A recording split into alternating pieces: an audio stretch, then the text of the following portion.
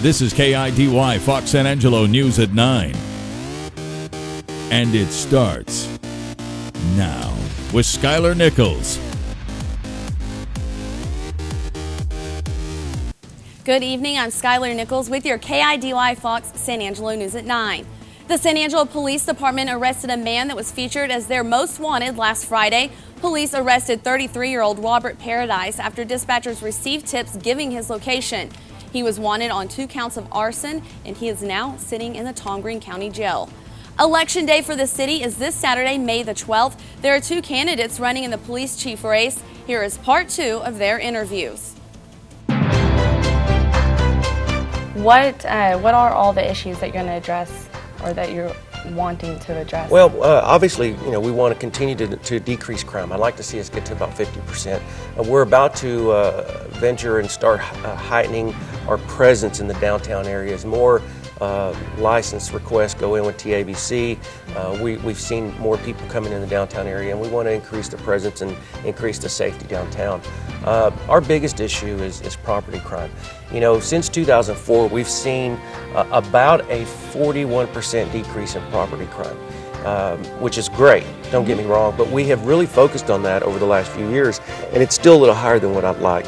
We have done commercials, we've done ads, trying to remind people, lock your car doors, don't leave things in plain sight. Today's economy has created trouble all over the United States. Property crime is up everywhere. So don't let yourself be a victim, and that's what we want to focus on. And so property crime is going to be something that we continuously focus on. Intelligence-led policing and repeat offender programs that we have allow us to focus on those people that continuously repeat those crimes or the ones that are involved in those crimes, because there's a small group of people committing the majority of the crime in our community. Okay. And then why should people vote for you? First off, I'm the only one that has experience as a chief. I'm the only one that was ever a supervisor prior to becoming a chief. I have the education, I have the training, I have the vision, I have the vitality. I love this job. I'm excited about what I do. I get up in the morning, I'm ready to go to work. And I'm very proud of the accomplishments that we had. I'm also, I feel that it was a vital part of our campaign over the last few years has been reestablishing that communication between the citizens and the media and the San Angelo Police Department. And I think we've been very successful with that. I understand what that means to us and how it improves us. And again, I think I'm the only one that's willing to try new things. I'm not satisfied. The minute I become satisfied, that's when I'll decide that it's time for me to go. And I'll make that. The public won't have to make that for me. When I know that I don't have that desire and that fire anymore, I won't hurt our community. I'll step back and I'll leave. Okay. That's it, all my questions. So any comments? Yeah, I'll make one last comment. This will be our 3rd campaign, and in 2004, I was young. I was the youngest candidate on the ballot, and I'm the first minority to ever be elected to this position. But the one thing that I really want to point out is that my campaign has always run a clean campaign. We have never strayed from that.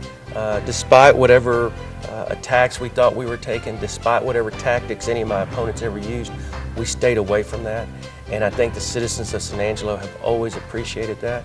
And in 2008, I think that was why we won without a runoff with as many opponents, because they knew that we were running a clean campaign, and that's what it's about. I want people to judge us on our merits and our qualifications. And things are going good right now, and the citizens here know that the department is going in the right direction. They're happy with what we're doing, they're happy with the crime rate, and I don't think we need to change that at this time. What are some issues that you haven't touched on that you plan to address? Well, they have in place now, it's called 154 best practices, and that limits officers in their job. Basically, it's a lot of policies and procedures, and talking to dozens of officers that are actually working at the police department, they say it restrains them from doing their job and having the discretion that a police officer needs a lot of times to perform their duties. We need policies and procedures in place, but that needs to be looked at very hard.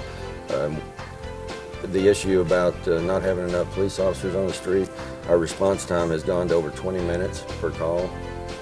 It used to be around 4.5 minutes. We've got to really work on that, and a lot of that's going to be tied into the lack of officers on the street, and we have to restructure, and that's what we'll have to do.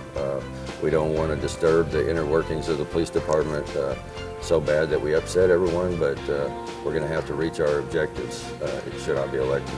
Okay, good. And then why should people vote for you? I think they ought to vote for me because you know, Tim Vasquez, when he got elected the first time, he had 14 years experience. I'm bringing to the table 25 years of experience, both some military training through the Department of Defense plus civilian training. I think that I'll bring integrity to the job, and I'll be a leader that will lead by example, and I wouldn't ask anybody to do anything that I'm not willing to do myself. And I think a lot of those officers down there know what type of person I am and that I will be fair, and I will bring that to the table. Okay, very good. Is there anything else that you want to add? Just remember to vote May 12th. That's the final day of voting, and you do have a choice. So thank you very much. You can find these interviews on our Facebook page at Skylar Nichols Fox. As a result of the rain, the Jazz Mills concert at the Chicken Farm Art Center has now been moved. It will be at the Fellowship Hall of the First Christian Church. That is located at the corner of Oaks and College Street, across from Shannon Medical Center. The concert will start at 6:30 and everyone is welcome to come, and it's free. You cannot bring alcohol, but other drinks are more than welcomed. Showers and thunderstorms pounded the Concho Valley today. The rain began to make its way through late this morning. Shortly after, many of our area streets became flooded. The San Angelo Fire Department rescued 3 vehicles from the high water. Towards Wall, a severe thunderstorm produced straight-line winds that did some damage to some trees and tractor equipment. There were reports that 3 tractor trailers were overturned, some mesquite trees were uprooted, and a 30-foot pine tree was snapped. The Concho River that crews drained was once again filled up. This video was taken at the Irving Street Bridge that has been closed for the past few days. Good news for tomorrow, though, is we still have a slight chance of rain, but it won't be anything like today. What is happening is an upper-level low-pressure system made its way across the Concho Valley, and by tomorrow afternoon, we should be on the backside of that low as it exits to the northeast. So drier weather is in the forecast for this weekend, and good news is it's just in time for ASU's graduation ceremonies that take place this Saturday. For Saturday, expect a high of 78 degrees under mostly sunny skies, and Sunday will be even warmer with a high near 80. But until then, we are still under a flash flood watch until Friday morning. So if we do see some more rain in the overnight hours and tomorrow morning, be very cautious if you are on the roadways. Thanks for watching KIDY Fox San Angelo News at 9. We'll see you back here tomorrow night, but be sure to watch Fox News First right here from 5 to 9 a.m. tomorrow morning. And remember, if you have a story that you want us to know about, or a picture you want us to see, or a video you feel like sharing with us, you can share that with us on our Facebook page at Skylar Nichols Fox. Now here is a look at your regional and statewide news coverage already in progress.